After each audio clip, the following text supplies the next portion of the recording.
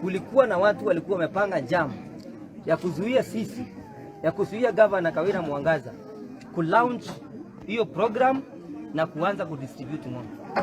Tukakuwa na shinda, lakini mwishowe tukakubaliwa, askari wakatulinda na ng'ombe tukapeana. Leo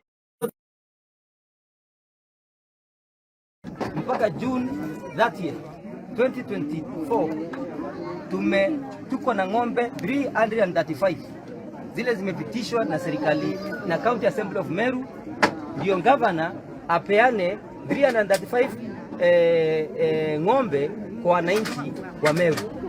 Leo tumekuja hapa kwa amani. Nataka niseme hivi, kupeana ng'ombe kuna hiyo process yenye tunatumia. Kuna committee inaketi, hiyo committee iko na representative wa ACC.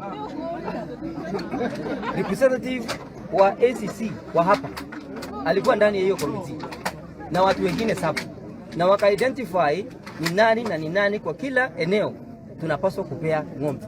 Serikali iko na huo utaratibu na tumeufuata 100%.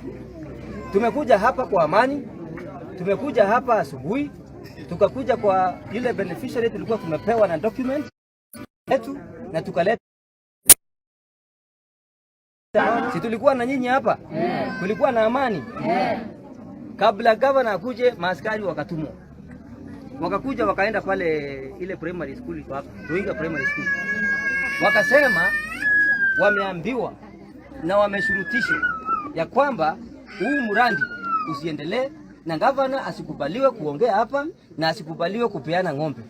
Wakakuja na hii mabunduki yao mingi, wakakuja na hii matiangazi yao mingi kuvuruga mkutano wa governor. Na governor kweli akakuja na akaingia kwa mkutano. Kabla ongee, OCS akakuja hapa. Akasema hii mkutano haiwezi ipaswe kufanya nini? Kuendelea. Simulikuwa hapo? Simuliona? Akisema governor aondoke. Wakakuja wakaambia raia wale walikuwa hapo waondoke na waende. Simulifukuzwa? Wengine wakatorokea huko kwa Mandizi.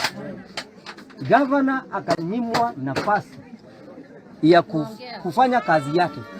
Leo ni Wednesday na ni mchana, siku ya governor kufanya nini? Kazi. Na yeye alikuwa amekuja kwa mradi ambao umeidhinishwa na kila kitivo cha serikali, county government, executive, cabinet pamoja na county assembly imepitisha ya mradi ufanyike. Tunataka kuuliza sababu sasa, wakati tuliambiwa atuendelee na mradi, tuliuliza OCS na yuko hapa, tukamuuliza umetumwa na nani?